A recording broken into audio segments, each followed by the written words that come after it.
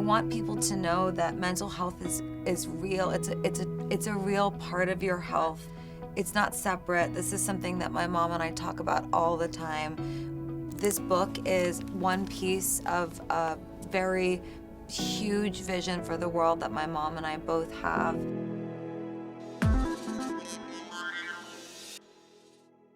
I'm so excited you guys are doing this, and I'm so excited to do it with you. It's gonna be great. I guess I can just say it in the simplest way. The book is absolutely wonderful. It's so amazing. Gaga, your essay is so beautifully written. I can't wait to give it to my soon-to-be 16-year-old daughter, who is already so inspired by you and the foundation. How did the book come to be? Like, take me through the motions of getting the book to the people who need it most. Well, the book, it actually first began as a digital platform where young people would write in stories of kindness and resilience and courage in their communities. And it was a way of giving them a platform to really show the positive nature of this generation, how aspirational they are, they want to do good. And that's not often told. So this was a platform for that. And we curated like hundreds and hundreds of stories from around the country, some from around the world. And it was made by young people too. Our friend Emma Carroll, she works with the foundation and she named it Channel Kindness. She's wonderful, a very, very courageous, brave, victorious young woman. And you know, we always say this at the Born This Way Foundation. We always say, you know, made by young people for young people. And this is the love child of that dream. We learned through that, Julie, this power of storytelling, how it was validating other young people's emotions and people in general, helping them heal and giving them courage to go on and face their own struggles. Yes, most definitely. So for each of you, why would you say kindness is so important to you now? Kindness has always been important to me, but it's more important than ever. I look at what's happening in the world and I think, what an act of bravery, what an act of courage. Everybody is doing the very best that they can at any given moment to keep going, to show love. There's also, of course, so many people that are suffering, and it's such an important time to share our stories. You know, when I look on social media, I see people share little bits of their lives, you know, and it's curated in a way that it's made to look kind of perfect. But the truth is that our true stories, the things that have made us who we are, you know, I wrote the foreword of this book. I wrote an essay in this book called The Value of Negative Space. And, you know, this is one of my stories and the stories of so many other young people. And these are the things that create highways, you know, from heart to heart, where we can drive into each other and we can experience what the other person's experiencing, where we can hold compassion, where we can hold empathy, where we can celebrate everybody's resilience. This is something my mom and I really, really believe in, and that we've been on a mission to create a kinder and braver world ever since we started Born This Way Foundation. And finally, our book is here. Well, I mean, it's always important, but now more than ever, you know, I think mostly we know through our work at the foundation, especially through our research, that there's a definite connection between kindness and one's mental health. Mm-hmm. People that report being in kind communities are mentally healthier. And now more than ever, it's so important. I mean, we view mental health as the next pandemic. Mm-hmm. So the urgency of shining the light on that and using kindness to heal is urgent. I agree. Gaga, you've said so many times over the years, and it's in this book even, that kindness was lacking in your childhood. The story about you being put in the trash was utterly heartbreaking. At the time, when you think back, did you realize there was a lack of kindness? And how did you handle those moments? You know, in the essay that I wrote in particular for this book, you know, I didn't include my whole life, but I included some very personal stories from when I was younger, before I was famous, because I really wanted to relate to the other people in the book as well as the world in a way where I said, hey, this happened to me when I was younger. This was before I was a star. These things are real. And the truth is, some bullies that went to a different school, picked me up and they threw me in the trash can and they said, that's where you belong. They were trying to say that I was garbage. And I remember when it happened that I just sort of froze and I didn't know what to do, and I didn't stand up for myself. And there was girls from my school hanging around that were laughing, and some of them were my friends, and it was really hard for me, and I didn't know how to stand up for myself without feeling embarrassed, because I felt like I wasn't allowed to be upset about it, that it wasn't cool to stand up for myself. And I wrote this essay, the value of negative space, because I want people to fill the empty pages of their lives with their stories, and I want us to fill the negative space in our lives with kindness. If you hear someone say an unkind thing, when that happens, fill the space afterwards with kind words. I want to share this the part from the book that I wrote. This is about how I experience post-traumatic stress. So I imagine my brain is like a pinball machine with uncomfortable marbles, and each one of my obstacles is a marble. Every once in a while, one or a few shoot out, and I can either gain points for dealing with them using skills I've learned, suffer while they fall past the flippers into an abyss of panic, or just hope they roll back into the trigger slot and keep quiet so I don't have to play pinball wizard with my mental issues. What I really wish to make a point of is, amidst all of this, eventually I became a famous artist, but all of these things came with me.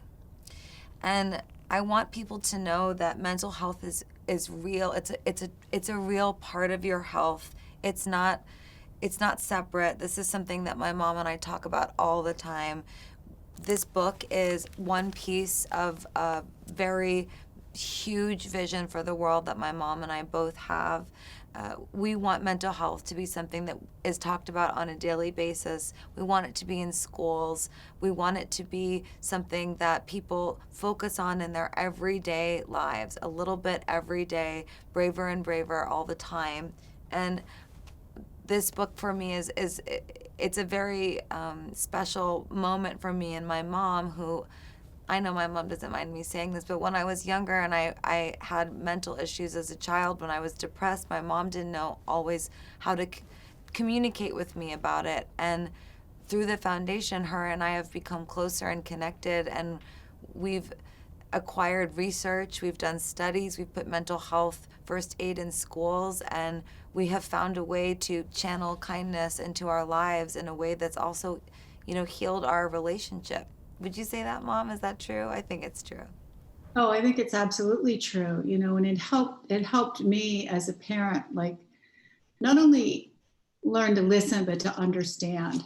We always say listen to our children, but I think there's a step beyond that, and it's really understanding that their feelings are valid and they're very real. And I think that that's the part that I missed early on, and because I really didn't know how to help her, and I also didn't really understand the long-term effects that this was going to have on her. And that's why kindness is so important in sharing these stories as early as possible, so other young people are better equipped to deal with their issues. Sure. So Cynthia, when you think back, as much as you didn't have the tools, like you hadn't yet learned the tools to help her, were you aware that she was suffering? As a mom thinking of my daughter, I can only imagine that must have been very troubling and upsetting for you if you were aware. It was, and look, we're a close family, and sometimes I was aware, but there were times I wasn't aware. To her point, my daughter's point, there was an embarrassment, there was a shame of sharing some of this with me, so I didn't always know, and I feel horrible about that. I didn't understand, because I talk about intergenerational differences. I was raised differently, where you just have to be tough and not talk about your emotions. So I didn't always understand the difference between just normal biological teenage development and a real problem. And so I wish I knew the warning signs, and I encourage parents to find out what they are and look for them and talk a lot earlier. Definitely. Gaga, when you think back, and of course, obviously there was an evolution over the years, but when you focus in on the bullying, do you see that as having a direct correlation with the other issues that you've addressed in your life, like your eating disorder? Like, do you see a link? You know, I think it's a primordial soup. You know, I think that all of the things that we are make us who we are. I think it's why storytelling is important. And when I say storytelling, I don't mean fictional stories, although if that's how you wish to express, you know, what you're going through, if you want to write a fictional story and sort of separate yourself from it a little bit, you can do that too. But you know, I think all the stories make us who we are. And like I said, what I shared in this book is just one of many stories that I have. But yes, I've had an eating disorder as long as I can remember. And also, I have learned over the years from sharing my stories with other people that my eating disorder looks very different than some other people's eating disorders, and that there's a wide variety and range that I would really like for people to think about how we can learn from one another, that there's a spectrum of mental health, that there is mild anxiety, there's moderate anxiety, there's severe anxiety, there's moderate to severe, there's mild to moderate. This is a rainbow. And it's a rainbow that we should look at, because if we don't look at it, then it becomes very black and white. It becomes, well, you either have mental issues or you don't. Or does that mean, if you have mental issues, does that mean you're damaged? I remember one time, my mom knows this story, I asked my doctor, I said, do I have brain damage? Because I wanted to know if there was something wrong with me in my head that was causing the neuropathic pain that I feel, because I have very autoimmune disease-like symptoms sometimes, but I don't technically have an autoimmune disease, although my markers for it are sometimes a bit confusing. And I remember he said to me, you do not have brain damage. He said, you have some mental issues. And I thought that that was very insightful, and it made me feel comforted knowing that there is a difference and that there's a space for all of those things. And it helped me to learn about what I wanted my mission to be in the space of mental health, to make sure that people understand that there's a wide spectrum of what that means. And it requires a lot of compassion, patience, diligence, and also respect. You know, we really should take a look at this, especially with what's going on in the world. People are experiencing a variety of big feelings and emotions, and we need to be there for each other. And kindness is very needed, and kind communities build kind experiences. They help us to love ourselves.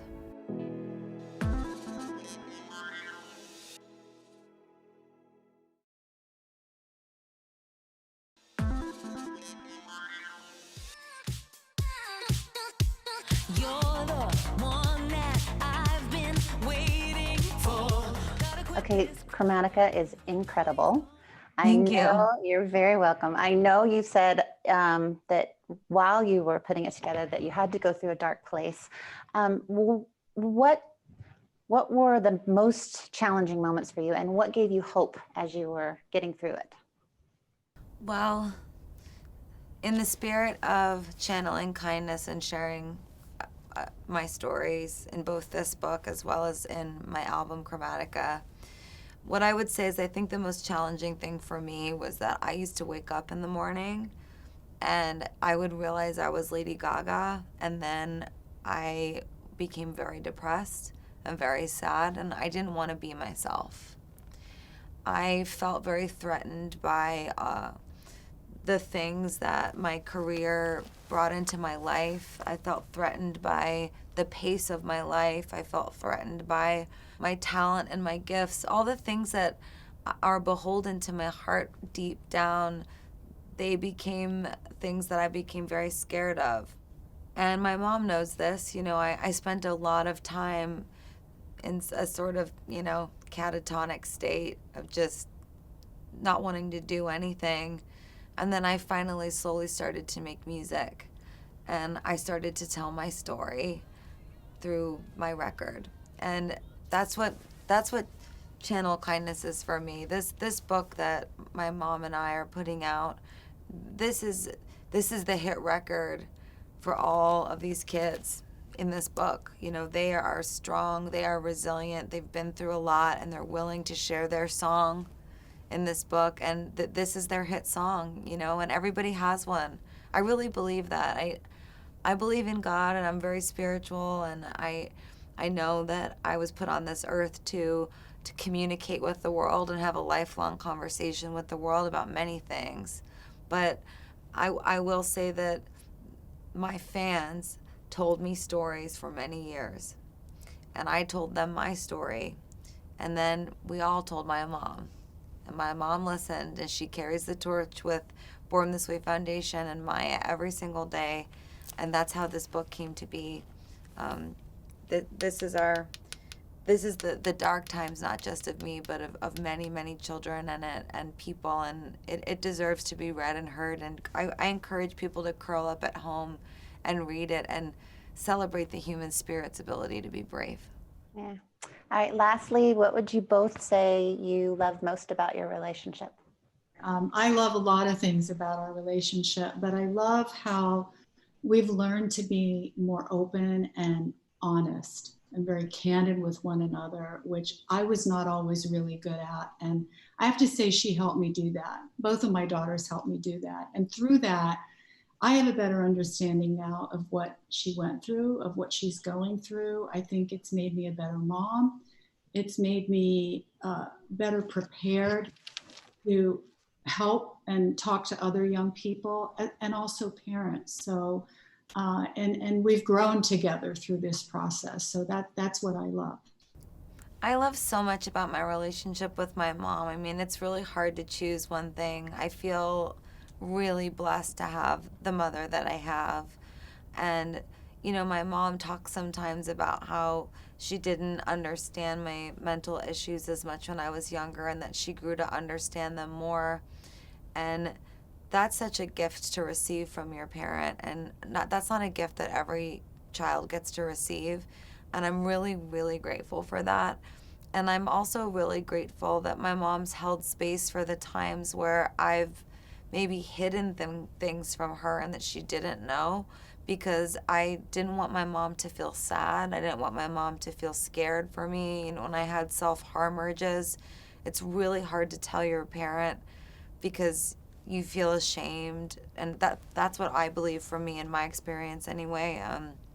And I'm just really, really grateful that my mom holds space for me in all the things. You know, she holds space for me to be able to talk about how I feel. She also holds space for me to not want to talk about how I feel.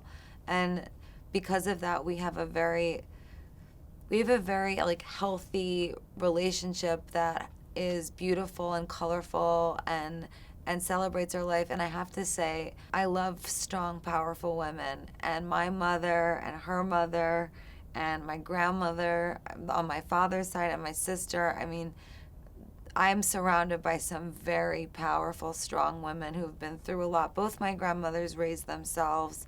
You know, there was so much illness in my family. My father's, you know, sister died when he was very young. I learned, when my mom talks about how when she, like in her generation, mental health was like, just be tough and like, don't talk about it. I actually understand it because I see the toughness in the women that I grew up around, and I don't look bad at anybody. You know, I don't think badly about my grandparents. I go, wow, like that's what they did to survive. But now I have this voice, and here we are, and here's this book, and I'm seeing the world, and I'm going, there's something else we can do here. And my dream is, first I want to put this book in everybody's hands so they can channel kindness and hear these stories, and then I want to help bridge, you know, other communities together by putting mental health first aid in schools, putting a mental health professional in every school, so that the idea of mental health is not something that we have to make space for anymore, but that there's already space for it, and it's normal, and it's part of who we are. I love you, Mom. I love you Well, too. Well, I'm going to do my part. We are going to do our part of the magazine. I'm so excited, and I feel privileged that you guys let me take part in this. So thank you, Thank you. thank you. Yes, and it's And really thank fun. you to People Magazine, for caring so much about this book and channeling kindness. Thank you for being an outlet that stands, for something good today. It's meaningful to us.